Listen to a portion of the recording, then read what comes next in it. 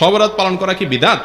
শবে বরাত উপলক্ষে আনুষ্ঠানিকতা করা, সিন্নি দেওয়া, আপনার ওই যে আপনার কি হালুয়া বিতরণ করা, একটা জাল হাদিস বানাইছে যে নবীজি দাঁত ভাঙছে এই জন্য হালুয়া খাইছে, এই জন্য আমরা হালুয়া খাই। মানে কত বড় চিটারি আপনি চিন্তা করেন। আপনার বাপের কথা কথা ঠ্যাং ভাঙছে এই জন্য উনি একটা ইয়া নিছে, কি বলে এগুলাকে, একটা লাঠি নিছে মনে করেন, লাঠি দিয়ে বেচারা ঠ্যাঙা ঠ্যাঙা হাঁটে, কারণ ঠ্যাং ভেঙে গেছে। এখন আপনি বাপের ছেলে বলতেছেন, উফ আমার বাপের শত্রুর সাথে লড়াই করতে গিয়া ঠ্যাং ভেঙে ফেলছে, অতএব বাপের প্রতি আমি ভালোবাসা প্রকাশ করতে গিয়ে আমার ভালা ঠ্যাঙে আমি একটা লাঠি নিয়ে খোঁড়াইতেছি। বাপে ওই লাঠিটা নিয়ে মাথা দিয়ে মারবে কি পারবে না, যে বেয়াদব তুই তো আমার ভেঙাইতেছিস, ঠিক না বেঠিক?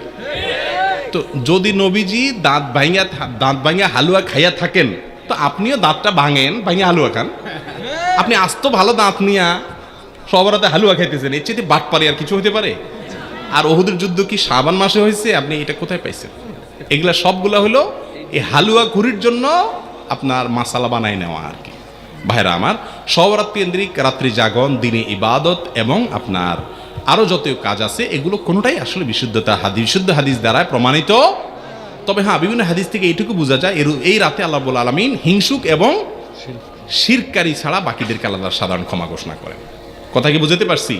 আর যেহেতু শাবান মাস নফল রোজা মাস, অতএব অন্য দিনের মতো ওই দিন রোজা রাখতে পারেন, কিন্তু সবরাত উপলক্ষে স্পেশাল রোজা, এটাও বিশুদ্ধ হাদিস দ্বারা প্রমাণিত না।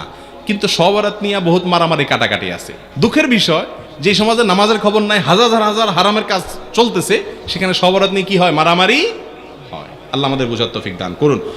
শবে বরাতে হালুয়া রুটি খাওয়া যাবে কিনা? শবে বরাতে হালুয়া রুটি খাবেন। কি কারণে হালুয়া রুটি খাবেন ভাই? আমাদের দেশে শবে বরাতে হালুয়া রুটি এই জন্য খায়, বলে যে আমাদের নবীজি ওহুদের যুদ্ধে দাঁত ভেঙে গেছে, দাঁত ভাঙার পরে তিনি কি খাইছেন? হালুয়া রুটি খাইছে। এই জন্য শবে বরাতে নাকি এই ঘটনা ঘটছে, এই জন্য আমরাও কি খাই? হালুয়া রুটি খাই। এখন আমার প্রশ্ন হলো, নবীজির দাঁত ভাঙছে ওহুদের ময়দানে, যদিও সেটা শাবান মাসে ভাঙে না, এটা ভুয়া কথা, তারপরেও ধরলাম এই মাসে ভাঙছে, তো ওনার দাঁত ভাঙার পর উনি হালুয়া রুটি খাইছে। আপনি আস্তে আস্তে এরকম তাগড়া তাগড়া ভালো দাঁতে আপনি হালুয়া রুটি চাবাইতেছেন, এটা তো নবীজির সাথে তামাশা হলো। কি বলেন?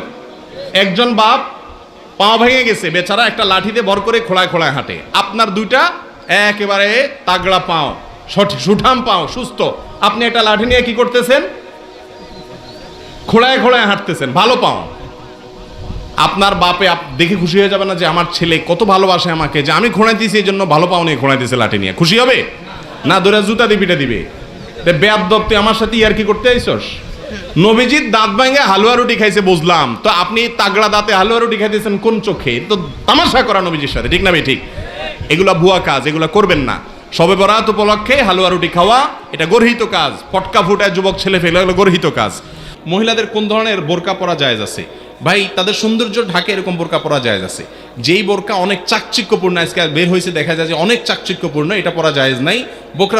বোরকার উপরে এত কাজ যে ওই কাজ দেখতেই মানুষ বারবার তাকায় যে স্টাইলটা কি, ঠিক না বে ঠিক? এরপরে আসেন কিছু আছে এমন টাইট যে শরীরের অঙ্গ প্রত্যঙ্গ সব প্রকাশ হয়, এই সব বোরকার উপরে আবার আরেকটা বোরকা পড়তে হবে, ওই বোরকার উপরে আরেকটা বোরকা পড়তে হবে। বিধায় এই ধরনের বোরকা পড়লে কি হবে না? পর্দা হবে না। এটা একটা স্টাইল এবং ফ্যাশন হয়ে গেছে আজকাল।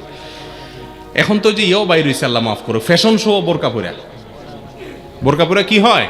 ফ্যাশন শো হয়। এগুলো কিয়ামতের আলামত ছাড়া আর কিছু না। গীবত কয়ভাবে করা যায়? গীবত তো ভাই একটা হারাম গীবত আর একটা জায়েজ গীবত। জায়েজ গীবত হলো যেখানে একজনের সমালোচনা আরেকজনের পেছনে করলে যার সমালোচনা করলেন তার লাভ আছে। কথার কথা, ছেলে কোনো কুকাম করেছে, ছেলের বাপরে বলে দিলেন যাতে করে তারা শাসন করে, এই গীবত জায়েজ আছে। কিন্তু কিছু কিছু গীবত ওয়াজিব। কথার কথা, ওনার দ্বারা কোনো ক্ষতি হচ্ছে, উনি একটা বোম নিয়ে আসছে এখানে, এখন উনি চলে গেছে, এখন ওনার সমালোচনা করাটা কি? ওয়াজিব, কারণ উনি আমাদের সবার কি করবে? ক্ষতি করবে। এই জন্য এই ধরনের গীবত জায়েজ আছে। কিন্তু সাধারণ অবস্থাতে কোনো মুসলমানের পিছনে গীবত করা